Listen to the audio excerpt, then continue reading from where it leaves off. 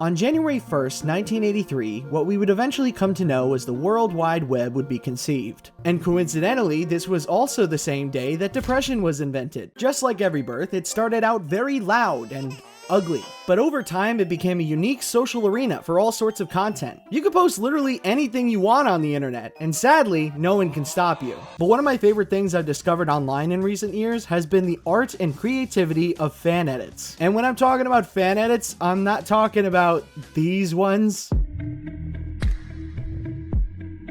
No. I'm talking about fan-made edits of feature-length films or TV shows. You see, in my eyes, one of the most beautiful aspects of the internet is the development of a little something called remix culture, wherein people take previously existing media and remix it into something entirely new. It's a fairly broad concept that covers a lot of different types of creations. Anything from fan fiction to musical remixes to fan animation to even AMVs are all classified under the unique umbrella of this creation subculture. Now obviously, a lot of this sort of thing teeters on the very edge of copyright infringement, but if we're being honest, copyright is inherently stupid and dumb and I don't like it.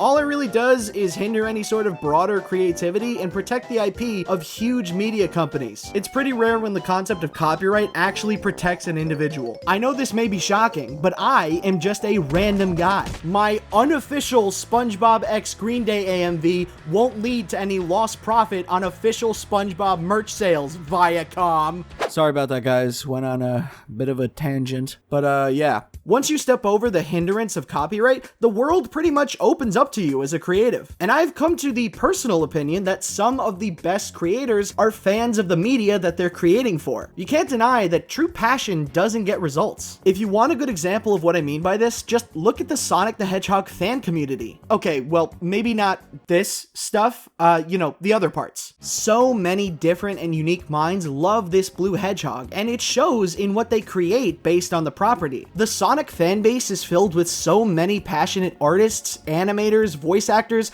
and developers that some have even gone on to make official content for the series in projects like Sonic Mania, Sonic Origins, and even the Sonic IDW comic books. But I'm getting massively off track here. Basically, all I'm trying to say is that copyright's a bitch. And if it didn't exist in the way it currently does and focused more on protecting individuals instead of media conglomerates, I think it would be for the better and result in a lot more passionate people being able to create crazy stuff with some real heart behind it. Case in point, the project I want to discuss with you today.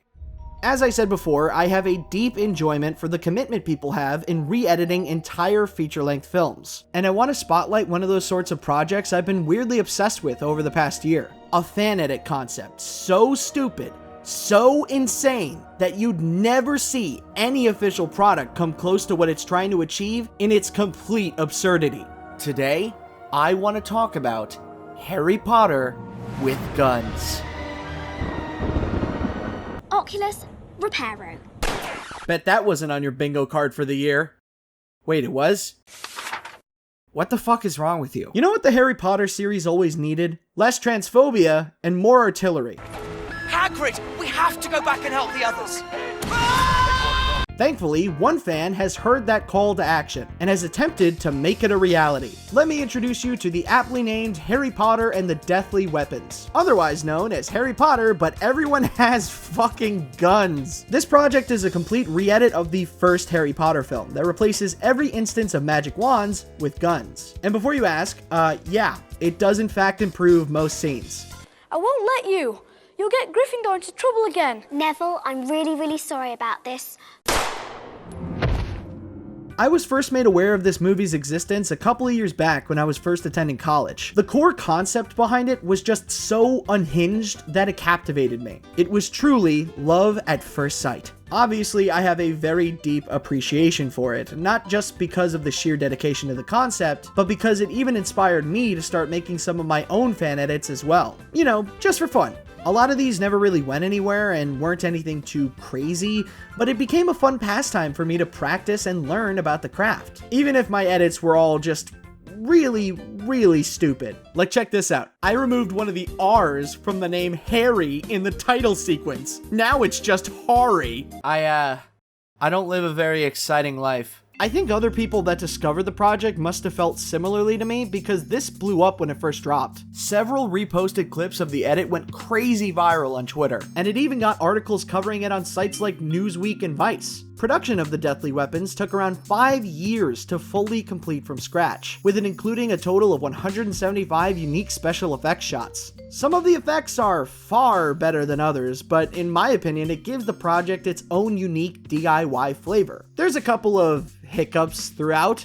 actually more than a couple, but the whole thing is just bursting with this strange charm. It has the vibe of a YouTube poop that someone took way too seriously. And that's honestly one of my favorite vibes of all time, next to of course whatever emotion this image conveys. What's shocking is that the entire project, much like many YouTube poops, was in fact edited by a single individual. Yeah, that's right. This entire feature-length parody was put together by one single person. Normally, this would be the part of the video where I name drop them and promote their stuff, but they've gone completely anonymous online, which means it could be literally anyone. I mean, theoretically, if we're talking about probability, you could have made this. Wake up, wake up, wake up.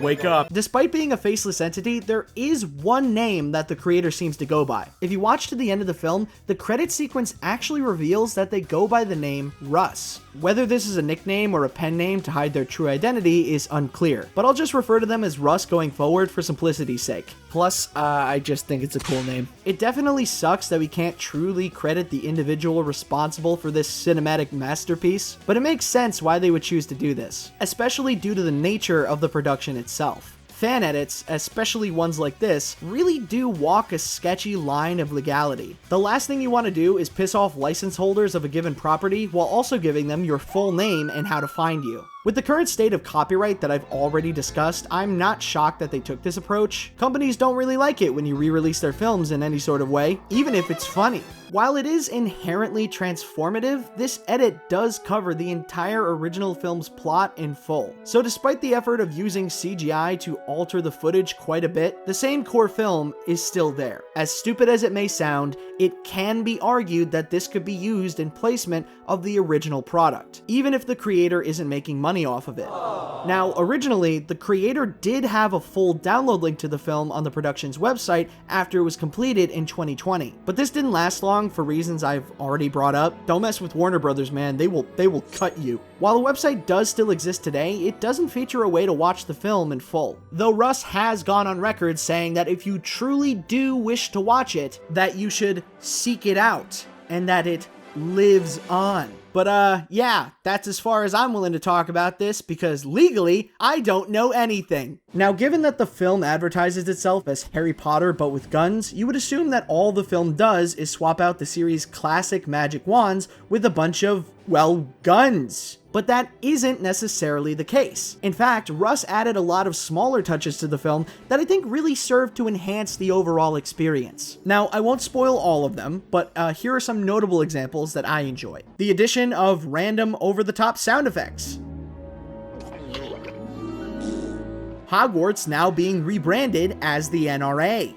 And additionally, if you remember the clip of Neville I showed from earlier where Hermione shoots him in the face, that isn't a one-off gag. Neville is canonically dead for the rest of the film. Though I would have to say that by far, my favorite addition is included in the scene that takes place in the Forbidden Forest. This is technically the first time Harry comes into direct contact with Voldemort, who is shown drinking the blood of a freshly killed unicorn. But in the Deathly Weapons, Russ found a way to make it even more threatening than in the original film. They gave him nunchucks.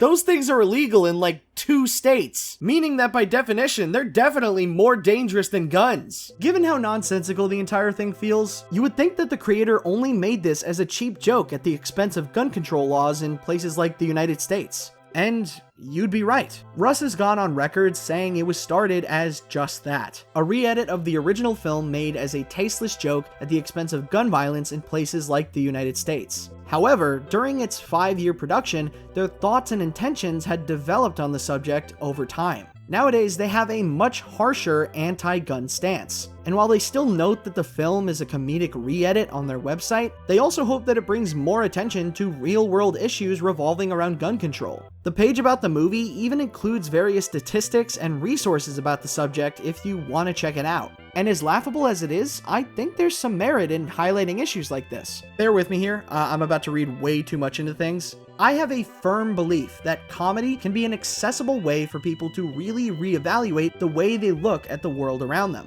Sometimes humor can be the best way to express how batshit our reality can actually be at times, while still not deterring people to look away from the chaos. A lot of people, even including myself sometimes, try to shy away from the ugliness of the real world whenever we can. Everyone can only take so much bad news at one time before we break down. People who can make pantomime of real-world issues, who can bring attention to problems through the lens of satire. I feel like that has inherent worth. It softens the blow while still spreading the word on important information and making it accessible to more people. I guess in that way, comedy is escapism into reality.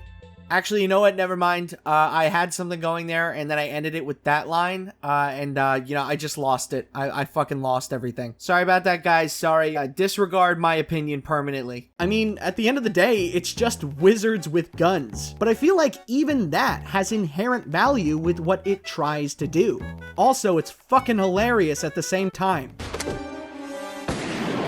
If you are interested and are able to track this thing down, I personally think the best way to watch it is in a Discord call with friends at 2 a.m. Also, maybe drunk and or high. A lot of it is funny intentionally, but there's also a lot of it that's funny unintentionally. It's not perfect, but it's definitely a fun time regardless of that. The best thing about artistic projects like this is that there isn't really a right or wrong way to make them. Like, yeah, some of the effects are jank, but it isn't necessarily wrong. I mean, who knows? Maybe Russ intended for all wizards in this universe to suffer from Parkinson's.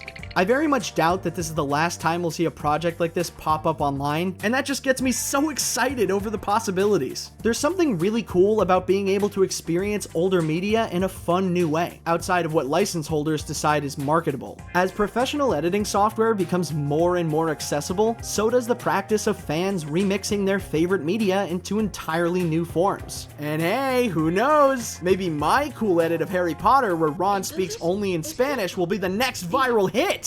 Maybe. No, gracias. Estoy servido. Probably not. But maybe. ¡Qué pasada!